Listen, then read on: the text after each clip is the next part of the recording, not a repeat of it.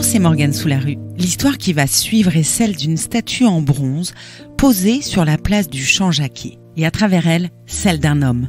Maire révolutionnaire, Jean Leperdy a inspiré à la ville de Rennes ses idéaux de justice et de tolérance.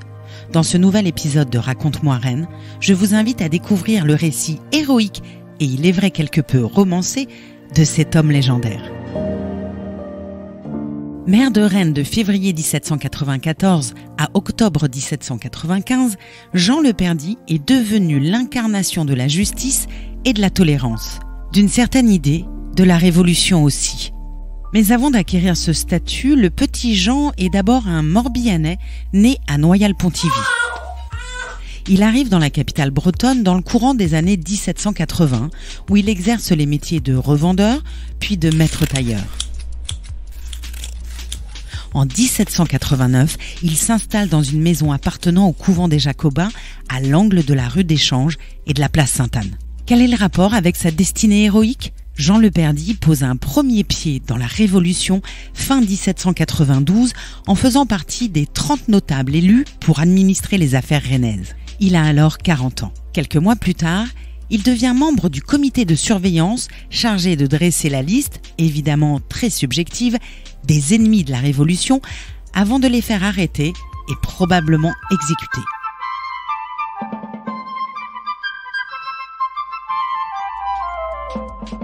À Rennes, la municipalité est girondine et son maire Duplessis a embrassé la cause fédéraliste qui va contre le sens du vent révolutionnaire. Cette couleur politique motive la colère robespierriste et l'envoi de Carrier, le bras armé de la terreur, à Rennes. Carrier a pour mission de remettre de l'ordre dans les affaires publiques. Encore loin de l'image de héros justicier que la postérité va lui offrir, Jean Leperdy tape dans l'œil de Carrier qui le nomme officier au sein de la municipalité montagnarde régénérée, c'est-à-dire épurée de ses éléments subversifs et bourgeois.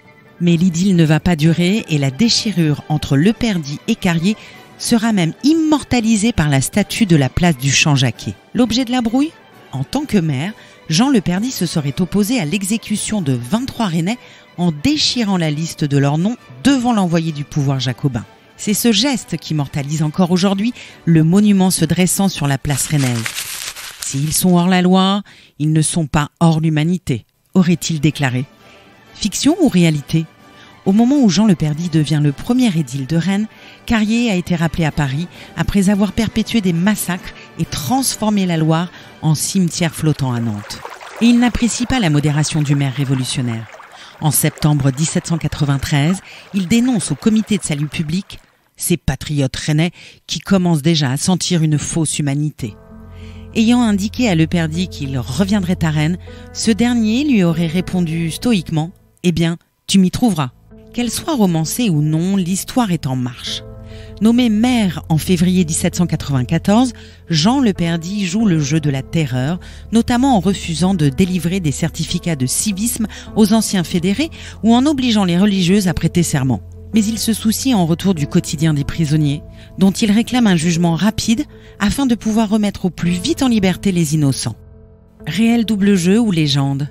Jean Leperdy a-t-il réellement sauvé des prêtres réfractaires en les cachant et fait évader des religieuses ? Les voies du Seigneur restent impénétrables et les documents administratifs manquent pour se forger un avis précis, ce qui n'a pas empêché la postérité d'attribuer ses actions héroïques au maire de Rennes.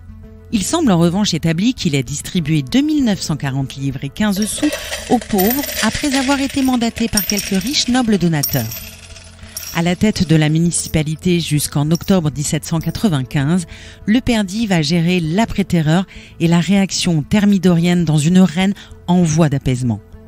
Jusqu'à sa mort en 1823, il occupe une position de notable et siège dans tous les conseils municipaux, quel que soit le régime politique en place. Et la postérité dans tout ça ? Elle se manifeste de son vivant dès 1801 et la création de la Légion d'honneur par Napoléon. Le conseil municipal le propose alors pour la prestigieuse médaille. Là encore, le portrait dressé ne tarit pas d'éloges. Le citoyen Leperdy, maire de Rennes sous le régime de la Terreur et dans l'an 3, a pendant tout ce temps totalement négligé les intérêts de sa famille pour s'occuper de ceux de ses concitoyens. Il s'est opposé de tout son pouvoir aux actes du comité et de la commission révolutionnaire. Les effets de son zèle n'ont pu être arrêtés ni par les dénonciations de ses autorités, ni par les menaces et les arrêtés des représentants du peuple. Son courage et sa fermeté ont sauvé la vie à plusieurs citoyens. L'empereur refusera cette proposition, mais après la violence extrême de la Terreur, Jean Leperdy devient un personnage populaire incarnant la modération en politique.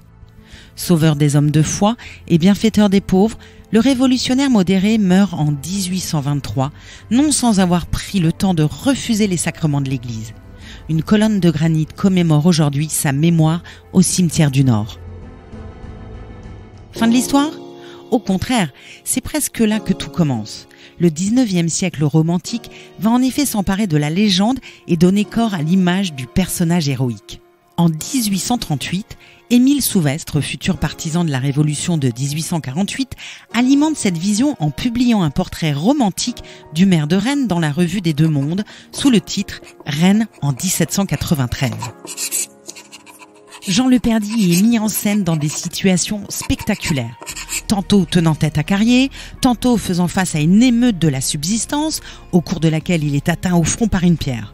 Lors de cet épisode houleux, Émile Souvestre prête à l'ancien maire de Rennes des propos dignes d'un saint. « Citoyens, je ne sais point faire de miracle comme Jésus-Christ, et je ne puis changer ces pierres en pain. Quant à mon sang que vous voyez couler, plût au ciel que je puisse vous en honorer, je le donnerai avec joie jusqu'à la dernière goutte. » Le maire de Rennes a en réalité mis fin à la manifestation de manière toute administrative et l'anecdote est fausse.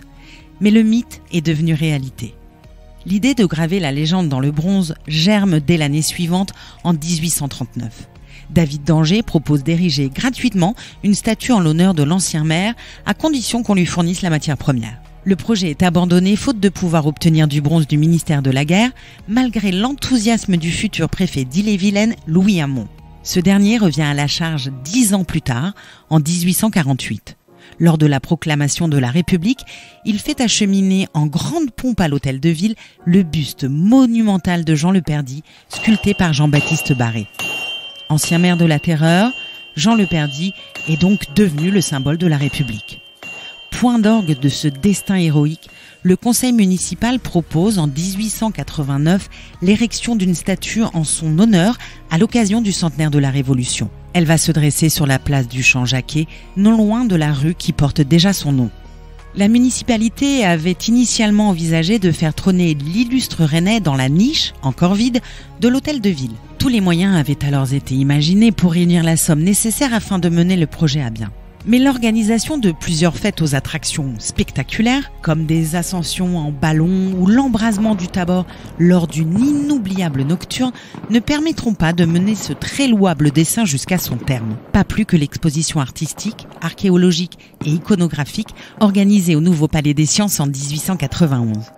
Un concours pour la réalisation de la sculpture a malgré tout été lancé en parallèle.